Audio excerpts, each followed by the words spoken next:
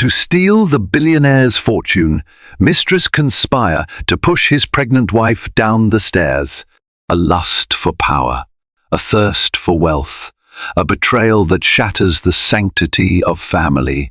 This explosive saga follows billionaire Jonathan Ashford, whose legacy is threatened not by the fluctuations of the stock market, but by the people he trusts most, his own sister and his secret mistress.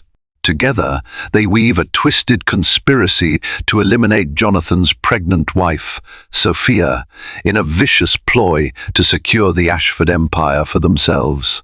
In a single horrifying moment, one fateful, pushed down a grand marble staircase, a web of deceit begins to unravel.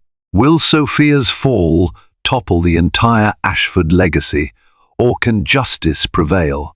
The Ashford family name was synonymous with affluence, influence, and impeccable prestige. Their wealth spanned generations, starting with the first Ashford shipping venture in the mid-1800s. Since then, the Ashfords had branched into real estate, venture capital, and an ever-expanding portfolio of global holdings. At the helm of the modern Ashford empire stood Jonathan Ashford, a charming and astute billionaire who had expanded his inheritance exponentially. With every deal he closed, every partnership he forged, his personal star ascended.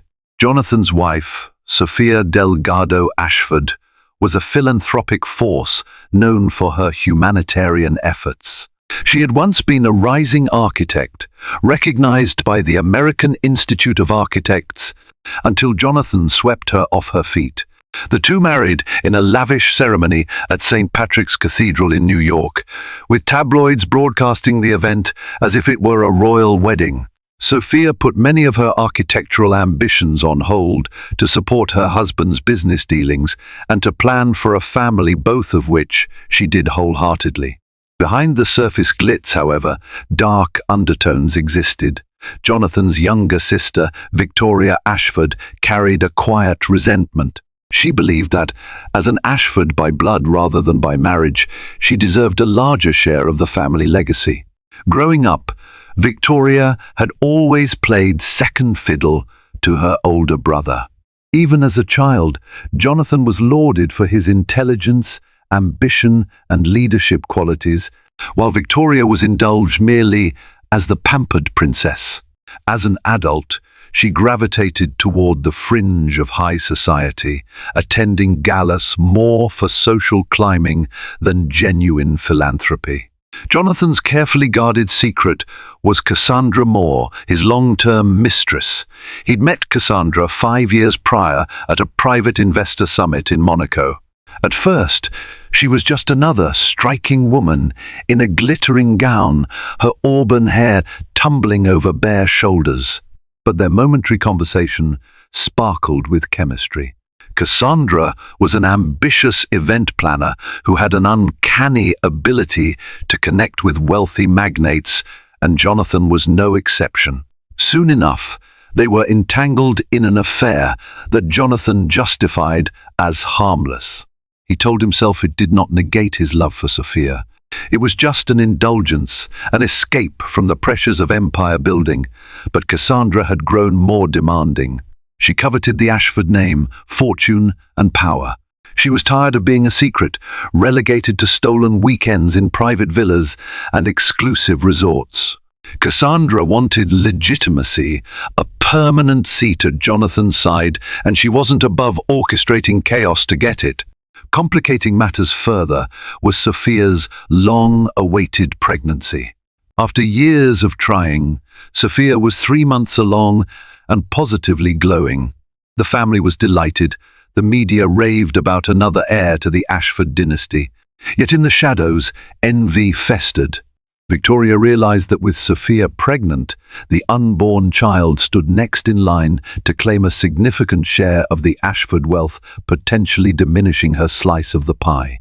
Cassandra saw her own dreams of marrying Jonathan growing dimmer, believing that a baby would tether him more firmly to Sophia. Unspoken resentments and simmering desires coalesced. No one would have predicted the horrific plan that Victoria and Cassandra would eventually hatch. But in the relentless pursuit of wealth, some people will cross any boundary. Victoria Ashford was the first to notice the subtle shift in Jonathan's demeanour. Ever since Sophia's pregnancy announcement, Jonathan seemed more focused on family matters. At the weekly board meetings, he often found himself distracted by the thought of nursery colours and baby names. While the company continued to thrive, his personal sense of purpose had grown even more profound. He was about to become a father, an event that stirred him far more than any business deal could. For Victoria, this evolution was vexing. She had tried in her own ways to insert herself into Jonathan's life, hoping to leverage her status as the eccentric little sister to land influential roles within the Ashford empire. Yet Jonathan remained largely unimpressed by her business acumen. He had entrusted certain philanthropic committees to Victoria, but never the substantial responsibilities that translated to real power or robust financial control. She had to be content with a mere trickle of the vast Ashford fortune. That frustration boiled over one evening at a black-tie charity gala. Victoria, draped in a designer gown, lingered by the bar, swirling a martini, when she overheard two businessmen discussing Sophia's pregnancy. Their hushed conversation implied that Jonathan was preparing a generational wealth trust for his unborn child, a trust so large it would eclipse nearly any single bequest to other family members. The men clinked glasses and moved on, leaving Victoria stewing. A few days later, she arranged a luncheon with an old friend, Rosalind Chambers, a private financial advisor known for her discretion. Over a hushed conversation in a hidden corner of a five-star restaurant, Victoria tested the waters. Rosalind, hypothetically, if a major heir or heiress to the Ashford fortune were to vanish, how complicated would it be to maneuver the estate? Rosalind, a sharp-eyed woman in her 40s, studied Victoria's face. Vanishing heirs. That's not a small hypothetical. The complexities depend on wills, trusts, and other legal documents. Why the sudden curiosity? Victoria waved her question away with a forced laugh. Just exploring family gossip. You know how it is with these old money dynasties. Everyone's always anticipating the next big shift. Rosalind didn't press further. But as Victoria left, she noticed a troubling gleam in her friend's eyes, hinting that this was no mere hypothetical. In the meantime, Cassandra Moore had grown impatient in her role as secret mistress. She still had access to Jonathan, but recently he'd become less available, citing the need to care for his pregnant wife. Cassandra's gifts were fewer, the clandestine meetings more sporadic. She felt overshadowed by Sophia and the future child. One evening, she confronted Jonathan in a luxury hotel suite where they occasionally met. Dressed in a silk robe, she vented her frustration. "You promised me a life by your side. Are you expecting me to wait forever while Sophia and that child take precedence?" Jonathan, exhausted from a day of negotiations, responded with exasperation. "Cass, I never promised marriage. I told you from the start, I have obligations. A child changes everything." Those words were like a punch to Cassandra's gut. She knew a child would bind Jonathan more tightly to Sophia, eroding any hope of making their relationship official. If only that pregnancy hadn't happened. She slammed the door behind her when she left, blinking back tears of fury. As chance would have it, fate soon aligned the paths of Victoria and Cassandra. Both women recognized a shared frustration with Sophia's pregnancy. It began with guarded, coded discussions, each one testing the other's intentions. Over time, they grew bold enough to speak openly. The unborn child was an obstacle, and so was Sophia. One sultry evening, in the lounge of a chic midtown hotel, they had a meeting that would set into motion events none could reverse. Over a bottle of expensive champagne, Victoria expressed her resentment of how the Ashford fortune would soon be funneled towards Sophia's baby, leaving her with scraps. Cassandra reciprocated with venomous complaints about the child, tying Jonathan permanently to his wife. And so, a whispered pact was formed, a horrifying plan to solve both their problems in one decisive move. Weeks passed, and the alliance between Victoria and Cassandra intensified. They met clandestinely, sharing details about Sophia's daily routine, potential vulnerabilities, and ways to stage an accident. Both women were cunning enough to recognize that a poorly executed scheme could ruin them. They needed to ensure that if anything suspicious happened, blame would fall elsewhere, or, better yet, nowhere at all. Sophia remained blissfully unaware of the danger. Eager about her pregnancy, she had devoted more time to philanthropic causes, especially those involving underprivileged mothers and children. The city's tabloids adored her, the philanthropic beauty, pregnant with the next Ashford heir. Jonathan's stock soared in the eyes of the press, painting him as a caring husband and soon-to-be father. It was a perfect story, so perfect that no one guessed a violent undercurrent was about to break the surface. Though the sisters-in-law rarely saw eye to eye, Sophia had tried to maintain cordial ties with Victoria. She invited Victoria to a small dinner party at the Ashford penthouse to celebrate the second trimester of her pregnancy, a milestone that doctors said was especially safe for both mother and child. Jonathan was out of town on business, but Sophia still wanted a quiet celebration with a few friends.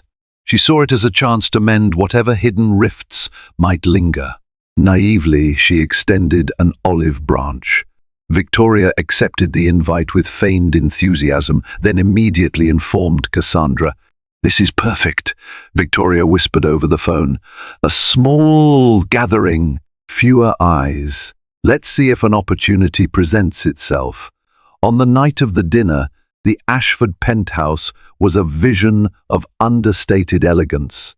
White roses in crystal vases adorned the dining table, candles flickered, and the city lights twinkled through the floor-to-ceiling windows. Sophia, glowing and radiant in a loose-fitting designer gown, greeted Victoria at the door with a warm smile. "I'm so glad you could make it," she said. Victoria smiled politely, handing Sophia a small box. "A gift for you and the baby." Inside was a delicate silver rattle engraved with the initials AA for Ashford's heir, though the baby's gender and name had yet to be decided.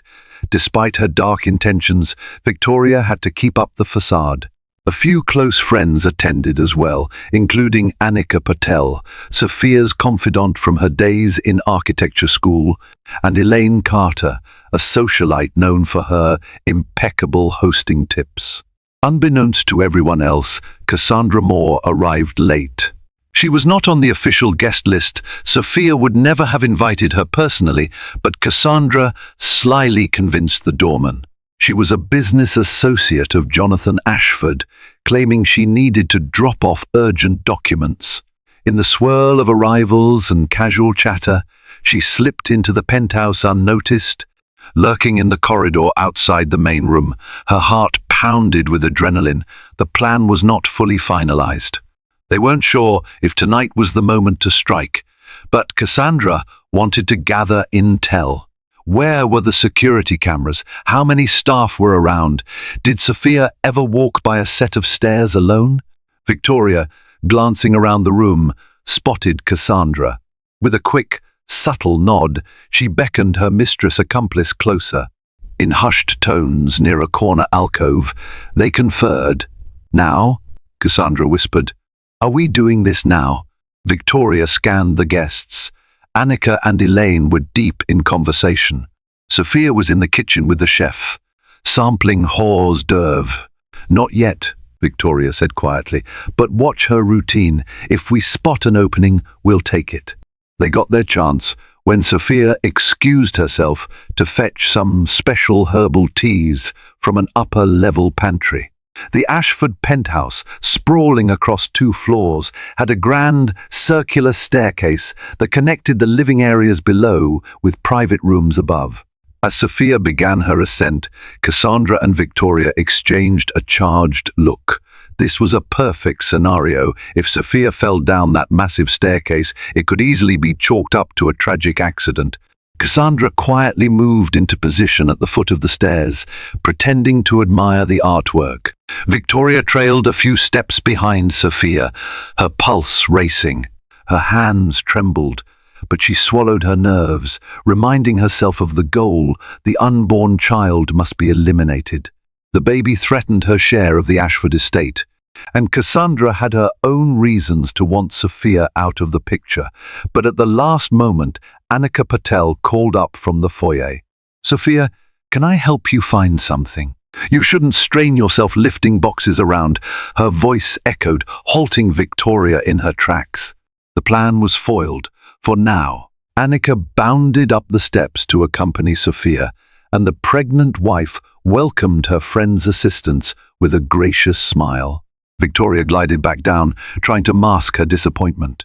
Cassandra, reading the situation, slipped out of the penthouse as quietly as she had arrived, leaving no trace of her presence. Their carefully orchestrated accident had to wait for another day. As the dinner party wound down, Sophia noticed Victoria's uncharacteristic tension.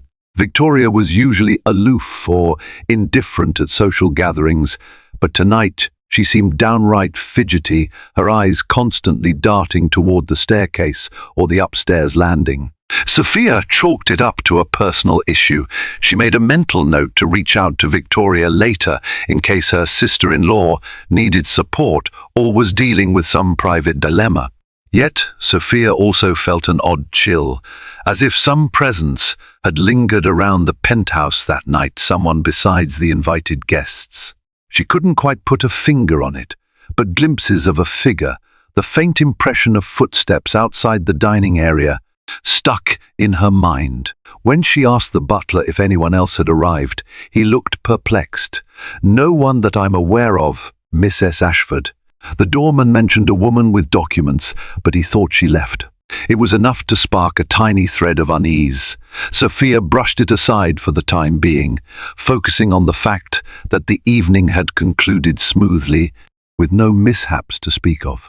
But a seed of suspicion had been planted, one that would quietly grow over the coming days. Meanwhile, Jonathan returned from his business trip the following day. He entered the penthouse with fresh flowers for Sophia, apologizing for missing the celebration. "I heard you had a small dinner? Sorry to have missed it," he said, kissing Sophia's forehead gently. "That's all right. Victoria was here. So were Annika and Elaine," she recounted, leaning into her husband's embrace. "It was lovely. Except, well, I think someone else came by. Uninvited. I'm not sure who, but I sensed it." Jonathan raised an eyebrow. "Do you suspect anything was taken? Should I have security check the cameras?" Sophia paused, uncertain whether she was overreacting. "No, it's probably nothing. Maybe my imagination, or just staff passing by." She forced a small laugh. Blame it on pregnancy hormones. But Jonathan didn't laugh. He scrutinized her expression.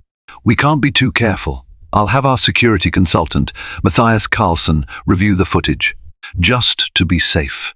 In the following days, Matthias quietly checked the building's surveillance for any unusual entries during the dinner party. Sure enough, he found a short clip of Cassandra Moore stepping inside the lobby, telling the doorman about urgent business. However, the footage above the penthouse floor was incomplete due to a camera malfunction, ironically or not. That camera had been offline for maintenance. The doorman confirmed letting Cassandra in, but reported she left soon after. It seemed innocuous, though curious. Jonathan, upon learning this, felt a pang of guilt. He knew exactly who Cassandra Moore was, and he immediately understood she must have come to see him. But why? On a night he was out of town, the mistress he'd been keeping at arm's length was now intruding on his personal life in a way that could endanger his marriage. Determined to prevent a scandal, Jonathan downplayed the matter to Matthias. "I know Miss Moore from a past business event," he explained, spinning a half-truth. "Probably just a confusion about meeting times. Let's drop it." The decision to drop it was a miscalculation, for it allowed Cassandra to remain free from scrutiny and gave her and Victoria time to refine their plan. Meanwhile, Sophia grew more uneasy. She sensed that Jonathan was hiding something, and his vague dismissal of the security footage only heightened her wariness. Thus, the seeds of suspicion began to bud. Sophia suspected something was off. Jonathan suspected Cassandra's intentions were more dangerous than he'd realized. And Cassandra and Victoria, in turn, suspected they'd have to strike soon before mounting vigilance could derail their scheme entirely. Cassandra did not sit idle. She recognized that her appearance at the Ashford penthouse, even if fleeting, risked raising suspicion. Knowing Jonathan, he would connect the dots. And if he sensed any malicious plot, he might turn on her. So she ramped up her manipulative charm, texting Jonathan with carefully curated messages, apologies layered with enticement. "I'm sorry about the other night. I thought you were home. I had crucial documents. Let me make it up to you sometime." Jonathan's responses were tepid at best. He was growing increasingly concerned about her erratic behavior, especially with Sophia's pregnancy. Cassandra read the distance in his replies and felt panic rise. It was becoming clear that unless she took drastic action, Jonathan might sever ties entirely. On the other side, Victoria felt cornered by her own frustrations. She had used her position in the Ashford philanthropic committees to glean information about the estate's financial reorganizations. Indeed, Jonathan was restructuring assets to include a grand trust for his child. Victoria's potential inheritance would be comparatively smaller unless something changed. Spurred by desperation, Victoria arranged another secret rendezvous with Cassandra. They convened in a discreet booth at an upscale lounge, concealed by velvet curtains and the low hum of background jazz. After ordering a cocktail, Victoria leaned forward, her voice quivering with intensity. "We nearly had our moment at the penthouse stairs, but that meddling friend, Annika, intervened. We can't rely on luck next time." Cassandra folded her arms across her chest, nodding. "We need a situation where we can control the environment. Another staircase, maybe, or something even more certain, an accidental car crash, perhaps." Victoria hesitated, eyes flicking around to ensure no one was eavesdropping. "A car accident might leave too many traces. We want something that looks like a domestic mishap." That huge staircase at the Ashford family estate in upstate New York. You remember the old manor?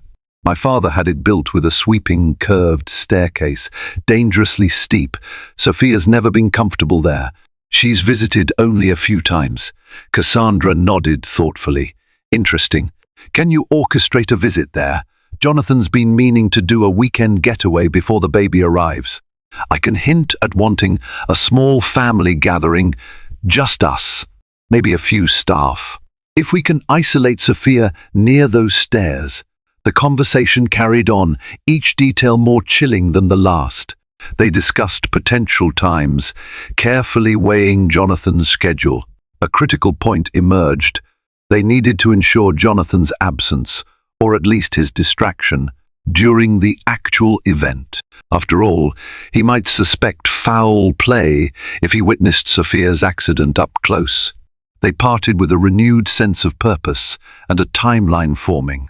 Time was pressing. Sophia's pregnancy was now 4 months along, and each passing week made their plan riskier.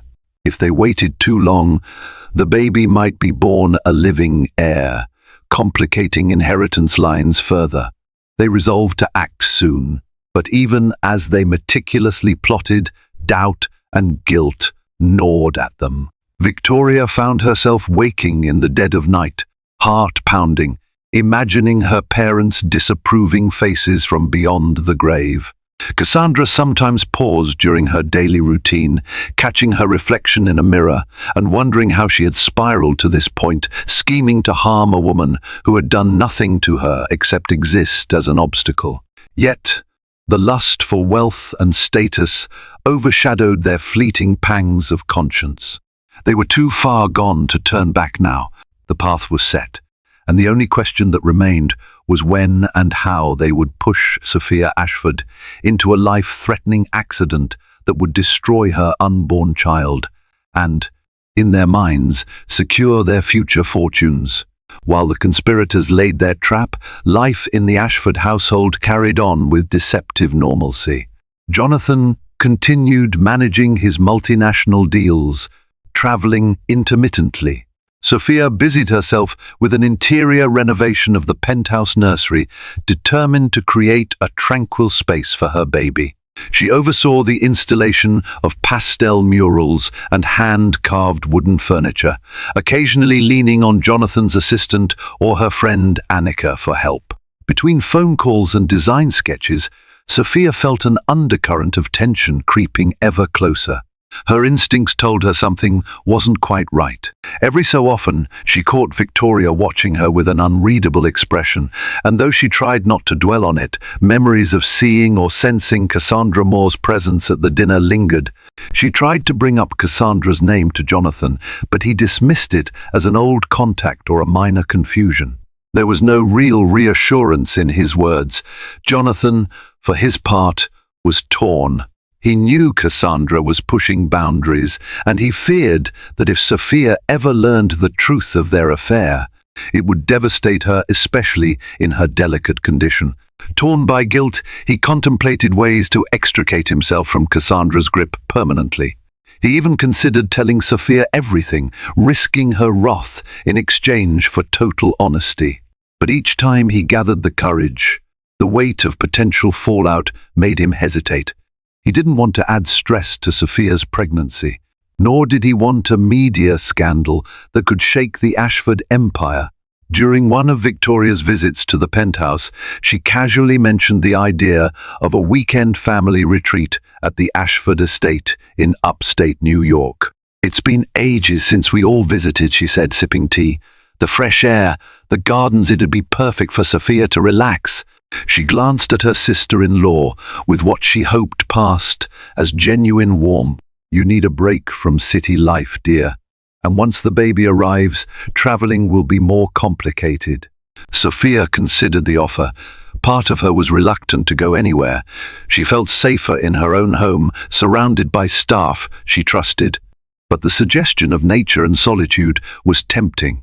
She was, after all, a bit overwhelmed by the incessant pace of Manhattan.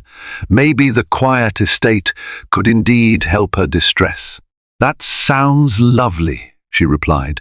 "Let's plan for next weekend, if Jonathan can get away from his meetings." Victoria smiled, triumphant. She texted Cassandra immediately after, letting her know they had an upcoming opportunity.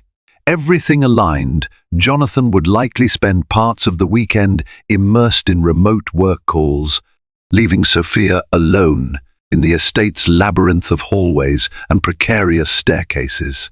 Cassandra, for her part, had a cunning plan to ensure she'd be nearby without arousing suspicion. As the weekend approached, tension thickened. Sophia found herself brushing off persistent nightmares, hazy images of tumbling headlong down a flight of stairs, her outstretched hands desperately trying to protect her unborn child. She chalked it up to anxiety, never imagining that her nightmares could soon become reality. The Ashford estate in upstate New York was a majestic property framed by centuries-old oak trees and rolling lawns. The main mansion, constructed in the late 19th century, boasted Victorian architectural flourishes, from sweeping turrets to elaborate stained glass windows. The centerpiece of the interior was the grand staircase, a wide, curved marvel of mahogany and marble, spanning 2 stories. It had been the site of countless family photographs, winter holiday gatherings, and formal events.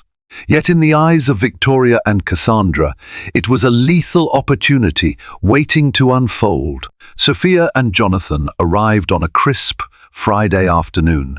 The estate staff housekeepers, a groundskeeper, and a private chef welcomed them with warm smiles. Sophia inhaled the fresh country air, feeling a flutter of relief. Maybe the getaway would indeed be revitalizing.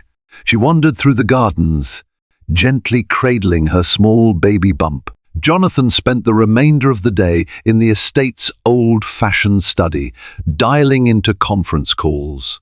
Sophia, feeling fatigued, decided to rest in a sunlit sitting room on the first floor. She dozed off in a plush armchair, lulled by the distant hum of nature. Victoria arrived early Saturday morning, stepping out of a sleek black sedan. She embraced her brother, exchanging pleasantries about the estate's upkeep. Then she turned to Sophia, feigning excitement. "You look radiant," she said, forcing a bright smile. "How's the baby?" "Everything seems healthy," Sophia replied, politely returning the smile. "The doctors say I'm progressing well." Victoria nodded, maintaining an air of sisterly concern. "That's wonderful. You should enjoy this place, really get some rest." Her mind buzzed with the knowledge that Cassandra was en route. Under the pretext of a work engagement, Cassandra Moore slipped into a hotel room in the nearest town. Her official reason for being in the area? She claimed to be planning an upcoming charity event for a nearby historical society. In reality, she was just minutes away from the Ashford estate, waiting for Victoria's signal.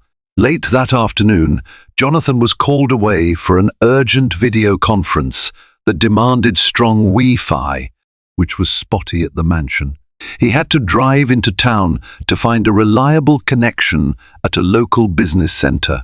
This left Sophia and Victoria alone at the estate, with minimal staff around. The housekeeping team had been given the evening off once dinner was served. Only a lone groundskeeper and the private chef remained on duty. Victoria seized her chance. She sent a discreet text to Cassandra. "Jonathan's gone." "Perfect timing," Cassandra replied swiftly. "On my way." Within the hour, Cassandra arrived, slipping through the old servant's entrance at the back of the mansion. Victoria greeted her with a conspiratorial nod. Tension crackled in the air as they quietly ascended a back staircase, strategizing in hushed voices. Sophia, meanwhile, was in the second-floor gallery corridor, admiring ancestral portraits of the Ashford lineage. She moved slowly, mindful of her center of gravity with the pregnancy. A slight headache nagged her, so she decided to return to her bedroom for some rest. That meant navigating the grand staircase. What she didn't realize was that Victoria and Cassandra were already positioning themselves. Their plan was a simple, brutal push, enough force to send Sophia plunging. The illusions of an accidental slip would be easy enough to maintain if no one else was present to witness it. Fear might cause Sophia to lose her footing. A tumble from that height could be catastrophic, especially for a pregnant woman. The mansion felt eerily quiet. Dimly lit sconces lined the hallway. Outside, twilight settled over the grounds, casting long shadows through the stained glass windows. With each step Sophia took toward the top of the stairs, the conspirators' adrenaline spiked. It was as if the entire estate held its breath, teetering on the brink of a nightmarish climax. At the top of the grand staircase, Sophia paused. A wave of dizziness washed over her, perhaps from standing too quickly or from her earlier headache. She placed a hand gently on the ornate banister for support, breathing steadily to steady herself. The hush of the mansion enveloped her, broken only by the ticking of a grandfather clock in the main foyer below. Suddenly, a whisper of movement behind her. She turned, startled to see Victoria standing a few feet away, her expression strangely intense. Before Sophia could speak, she sensed another presence, someone stepping out from the corridor's shadows. Cassandra Moore. Recognition flickered in Sophia's eyes, and alarm set in. "Cassandra? What are you?" she began, heart pounding, but Cassandra offered no explanation. Her face was contorted with desperate resolve. In that fraction of a second, Sophia understood that the two women were not there by chance. A spike of terror coursed through her as she realized that Jonathan's mistress and his own sister had cornered her at the top of a steep staircase. Fear constricted her throat, and she instinctively took a step backward, edging closer to the banister. Her mind scrambled for a logical reason they would appear together like this, and found none. "Victoria, what's going on?" she managed, her voice trembling. Victoria's eyes gleamed with malice and a twisted sense of justification. "I'm sorry, Sophia," she whispered, though her tone lacked any genuine remorse. "It has to be done." Before Sophia could shout for help, the pair lunged. Victoria grabbed her arm, while Cassandra pressed her full weight against Sophia's midsection, twisting in a motion that sent Sophia reeling. Sophia tried to fight back, but her center of gravity was already off balance. She clutched at the banister, her nails scraping wood, but the momentum was too great. Her grip slipped. Time seemed to slow as she tumbled backward. The carved steps rushed up to meet her, and she felt a sickening jolt of pain ricochet through her body. With each bounce, she tried to shield her abdomen, but the force of the fall was overwhelming.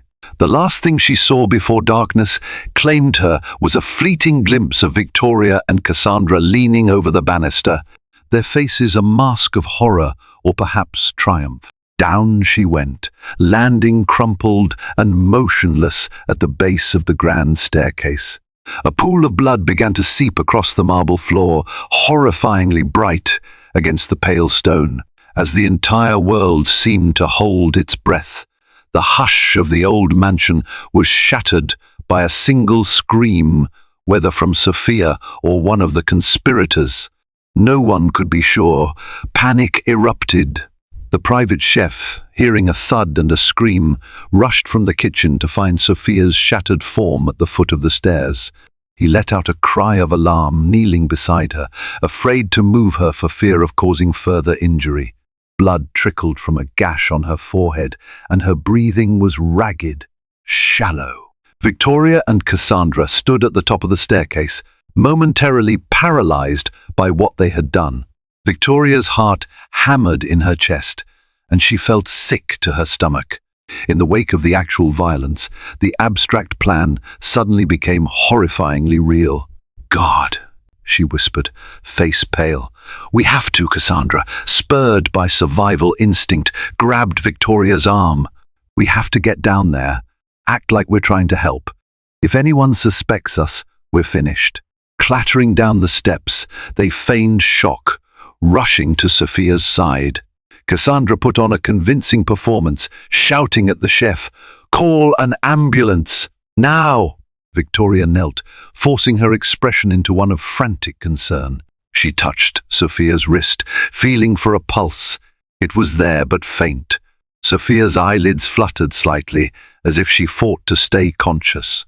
Minutes later, sirens wailed in the distance, echoing through the estate's sprawling grounds. Paramedics burst into the foyer, guided by the trembling chef. They carefully placed Sophia on a stretcher, administering emergency care. "We need to transport her immediately," announced one medic. "She's in shock, and the baby is at risk." Victoria hovered, wringing her hands. Cassandra lingered by the stairs, trying to remain inconspicuous. Another paramedic asked, "What happened here? Did she trip?" "Why, yes," Victoria stammered, tears brimming in her eyes. "I was in the next room. I heard her scream. I ran to find her. She must have missed a step." The paramedic nodded grimly. "We'll do what we can." In the swirl of chaos, no one noticed Cassandra quietly slip away from the scene. She made her exit through the servants' door, as planned. Her vehicle was still parked discreetly on a side road. Before driving off, she sent one terse text to Victoria, "Let me know what happens. Remember, accident." Meanwhile, Jonathan, still in town for his video conference, was alerted by the frantic calls from the estate. He raced back with dread coiling in his gut. By the time he arrived, the ambulance was already pulling away, sirens blazing. In a mixture of panic and rage, Jonathan demanded, "What on earth happened?" Victoria, tears streaking her cheeks, stammered through her rehearsed story. "She must have fallen, Jonathan. I heard a scream. It was terrible. She's badly hurt." Grief overcame him. He barely registered Victoria's presence as he climbed back into his car, determined to follow the ambulance to the local hospital. The entire drive, his mind churned with questions. Why had Sophia been on the stairs alone? How could such a horrifying accident occur in a place he thought was safe? Inside the mansion's foyer, the blood on the marble floor told a grim story. And in the chaos, one small detail went unnoticed, a single scuff mark on the top banister, where Sophia had tried to cling on for dear life. Perhaps one day, that mark would reveal the truth, that she hadn't merely tripped or missed a step. She had been pushed. Sophia arrived at the local hospital in critical condition. Doctors and nurses sprinted alongside her gurney, rushing her into an emergency operating room. The immediate concern was her head trauma and the extent of internal injuries that might threaten her life and the life of her unborn child. A top obstetric surgeon was called in to assess the fetus. Jonathan paced the waiting area, eyes red from worry. He left hurried voicemails with medical specialists in New York City, desperate to fly them in if necessary. Everything moved in a blur of white coats, beeping monitors, and sterile hallways. The smell of antiseptic filled his nostrils, and the fluorescent lights overhead buzzed oppressively. Victoria arrived shortly after, feigning supportive concern. She placed a hand on Jonathan's shoulder, hoping to appear the devoted sister. "Any news?" she asked quietly. He shook his head, exhaling shakily. "They're still operating. Her condition is dire." His voice broke. "I can't lose her, Victoria. And the baby god, we've wanted this for so long." A pang of guilt twisted in Victoria's stomach. For a moment, she felt the enormity of what she'd done. Her older brother, the man she grew up admiring in many ways, was on the verge of losing the woman he loved. The baby they both cherished might never draw breath. The tears that welled in Victoria's eyes were no longer just for show, but greed and fear quickly smothered her guilt. If she displayed too much remorse or contradictory emotions, Jonathan might suspect something. With a forced sob, Victoria wrapped her arms around him. "We have to hope for the best," she managed, adopting the role of a distraught sibling. Hours crawled by. At last, a surgeon emerged, peeling off a blood-stained gown. "Mr. Ashford?"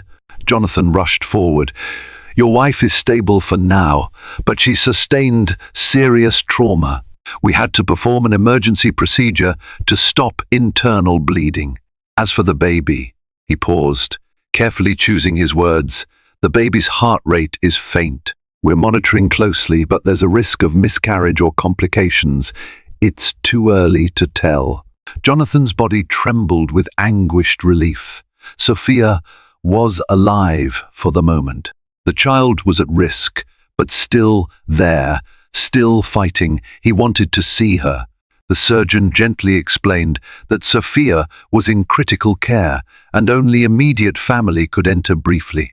Victoria offered to wait outside, citing her own shaken nerves. Jonathan nodded, stepping into the dimly lit ICU room. There, Sophia lay unconscious, an oxygen tube in her nose, the fourth line snaking across her arms. Her head was wrapped in bandages, and bruises mottled her arms and shoulders. Jonathan's heart clenched. He approached her bedside, gently brushing hair from her forehead. "I'm here, my love," he whispered, voice breaking. Outside, Victoria slipped into a corner to text Cassandra. "She's alive. So is the baby. For now." Cassandra's reply came quickly. "We need to be careful. If she wakes up, she might remember everything." Victoria's chest tightened. She typed back, "Pray she doesn't." That night, Jonathan refused to leave the hospital, pulling a chair beside Sophia's bed. As the monitors beeped steadily, he thought back to every time he might have let Sophia down his secrets, his half-truths. Should she survive, he vowed silently to atone for them all. Little did he know that the greatest betrayal was not his alone, but that of two women plotting to finish what they started. News of Sophia's accident rippled through the Ashford business empire and New York's elite social circles. Many expressed shock and sent well wishes. A few gossiped that perhaps Sophia was overexerting herself, letting vanity over her figure cause a misstep. But as the days passed, a darker rumor began to flicker among those who knew the Ashford family, questions about whether it had truly been an accident. One of the estate's junior staff whispered to a friend that he'd heard two female voices just before the crash, though he couldn't identify them. Jonathan was too consumed by Sophia's precarious condition to chase rumors. The doctors managed to stabilize her further, but she remained comatose. Her baby's heartbeat, tenuous yet persistent, provided a glimmer of hope. The head obstetrician, Dr. Marianne Liu, explained, "We've done everything we can medically. Now it's a waiting game." During this vigil, Jonathan received a phone call from Matthias Carlson, the trusted security consultant who'd investigated the penthouse footage weeks earlier. "Mr. Ashford, I'm sorry to disturb you, but I thought you should know I did some follow-up checks on Miss Cassandra Moore's whereabouts." Jonathan bristled. "I told you we should let that go." Matthias's voice was firm. "I understand, sir, but with Miss S. Ashford's recent accident, I was prompted to look deeper. Miss Moore was staying at a hotel just 20 minutes from the estate on the night of the incident. She checked out the next morning. A cold wave washed over Jonathan. "That doesn't prove anything," he said quietly, but doubt churned in his mind. "Maybe not," Matthias conceded, "but it seems more than coincidence. Be careful, sir." Jonathan ended the call, his thoughts swirling. Cassandra's presence near the estate the night of Sophia's fall was too disturbing to ignore. Why would she be there, of all places? A creeping suspicion gnawed at him. Could Cassandra have had something to do with the accident? Simultaneously, Victoria found herself grappling with internal panic. She visited the hospital daily under the guise of concern, always checking to see if Sophia had shown any sign of waking, any chance she might identify her attackers. Each day that Sophia remained comatose was a twisted blessing for Victoria, who dreaded what revelations might come if Sophia regained consciousness. Cassandra, meanwhile, made herself scarce. She called Victoria sporadically, urging caution. "We need to prepare for every possibility. If she wakes up, we're done. We might need alternative measures." Victoria balked. "You mean sabotage her recovery? She's in the hospital, under round-the-clock care." "How could we possibly?" Cassandra exhaled. "I'm just saying, if something arises, we can't hesitate. We're already deep in this." That night, Victoria stared at her reflection in a vanity mirror. The guilt and fear carved lines of stress on her once smooth features. Yet, her ambition, her hunger for a bigger piece of the Ashford legacy, pushed her forward. She clung to the faint hope that Sophia might remain forever silent, never naming her attackers. But the Ashford world was closing in with quiet suspicion. Jonathan's gut told him something was off about Cassandra's proximity to the estate. And the staff rumors, though hushed, hinted that there were more pieces to this puzzle than a mere tragic tumble. Like dominoes set in a precarious formation, it would only take one nudge, the faintest recollection by Sophia, to bring everything crashing down.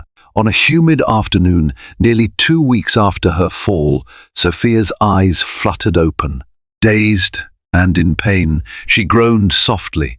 Jonathan, who had been dozing in a hospital chair, sprang up and pressed the call button for the nurse. "Sophia?"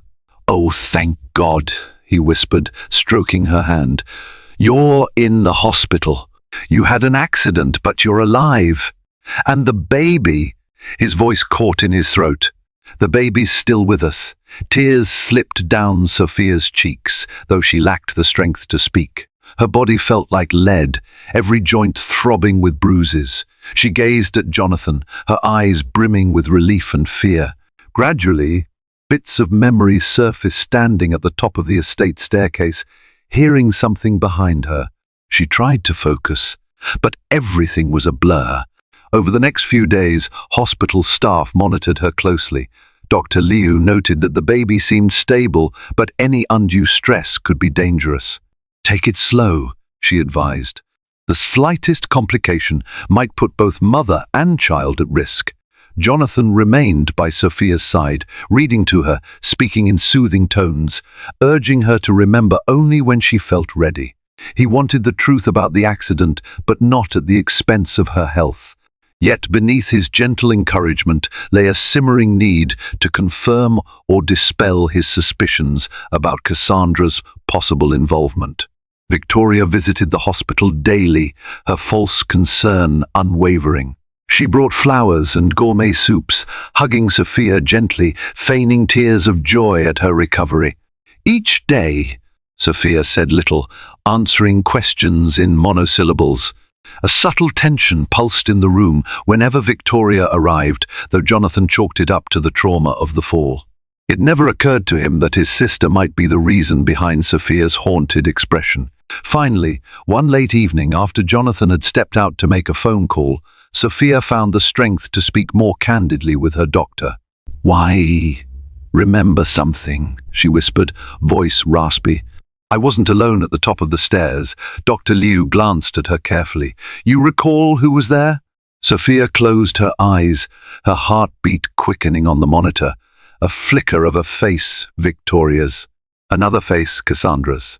The recollection of them lunging at her was still foggy, but she was certain she hadn't simply fallen. Her breath accelerated. She placed a protective hand over her abdomen. "They pushed me." Dr. Liu's expression turned serious. "Who? Did you see them clearly?" Before Sophia could respond, a wave of nausea rolled over her.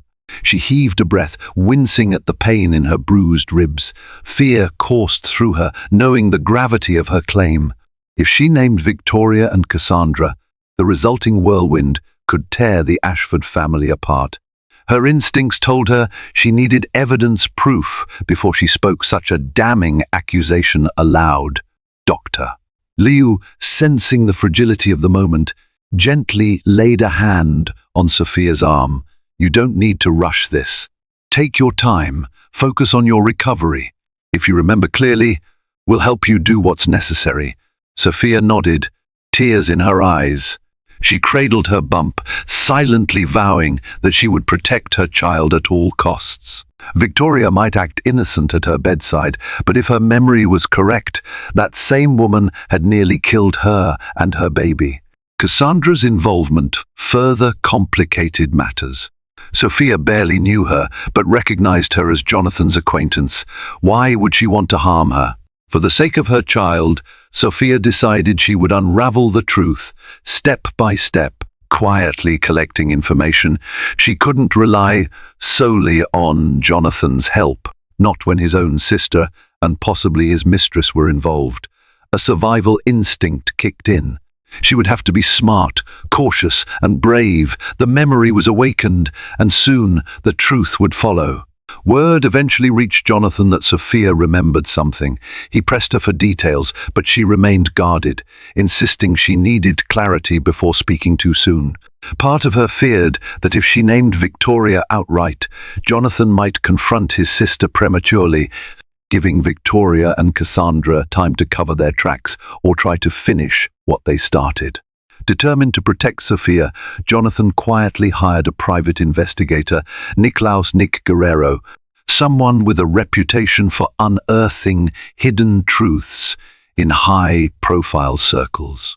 Nick took statements from the estate staff, pieced together timelines, and scoured phone records for any sign of unusual calls or texts around the time of Sophia's accident. He discovered that Victoria's phone had been in constant contact with an unknown number registered in Cassandra Moore's name, both before and after the incident. When Nick brought this information to Jonathan, he looked pale and drawn. "Your sister and Miss Moore appear to have been in frequent contact," Nick said gently. "They were also geographically near the estate at the time of the fall. We can't conclude guilt from this alone, but it's suspicious." Jonathan bowed his head, anguish flickering in his eyes. "I can't believe this. Victoria, my own sister? Cassandra, maybe. I know she has her issues. But Victoria, it's monstrous." Nick placed a reassuring hand on Jonathan's shoulder. "I'll dig deeper. If they had a plan, there might be texts or emails revealing more, but if they're careful, they might have covered their tracks. We need a confession or direct evidence." Meanwhile, at the hospital, Sophia grew stronger each day. She gained enough stamina to walk short distances. Cautious of her fragile condition, the medical staff allowed her to move with assistance. On one of these slow walks down the corridor, she confided in Jonathan about her partial recollection. "I saw two figures. It wasn't an accident." She looked at him, tears in her eyes. "Your sister was there." A storm of emotions crossed Jonathan's face: disbelief, horror, rage. His breath caught. "Victoria?" He clenched his fists. "What did she do?" Sophia inhaled, shaky. "I believe she pushed me, along with Cassandra Moore." Her words sent Jonathan reeling.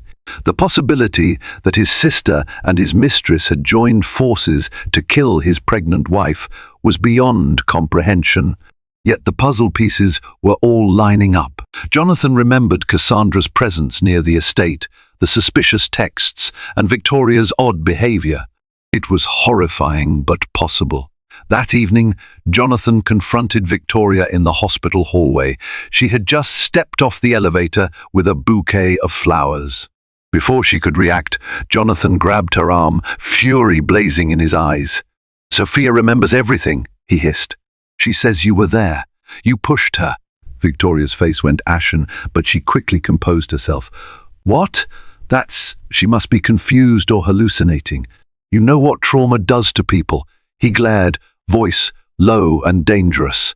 "You listen to me. If I find proof you had anything to do with this, I'll see you rot in prison for the rest of your life." He released her arm with a shove, storming back towards Sophia's room.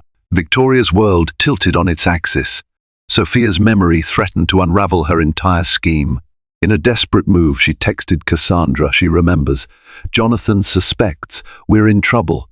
Cassandra's reply was swift and ice-cold. "We must act quickly.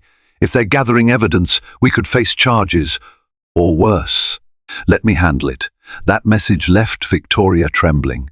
Cassandra, handling it, could mean any number of terrible possibilities, up to and including a second attempt on Sophia's life. The tension now reached a boiling point, with each side gearing up for a final confrontation that would decide whether Sophia and her unborn child survived, and whether the Ashford family's dark secret would be exposed to the world. Below is the merged chapter 14, combining the original chapters 14 and 15 into one continuous chapter. The rest of the story, chapters 1-13, remains unchanged. Below is a shorter merged chapter 14, combining the original chapters 14 and 15 in a more concise form. Late one night, with Sophia recovering in the hospital, Cassandra Moore slipped inside wearing a forged nurse's ID. She intended to silence Sophia for good. Approaching the bed with a syringe, she hissed, "You're going to destroy everything." Terrified, Sophia pressed the emergency call button. At that moment, Jonathan, along with private investigator Nick Guerrero and 2 security guards, burst in. One guard pinned Cassandra to the floor, her syringe clattering away. Ranting in desperation, Cassandra blurted, "We planned it, Victoria and I.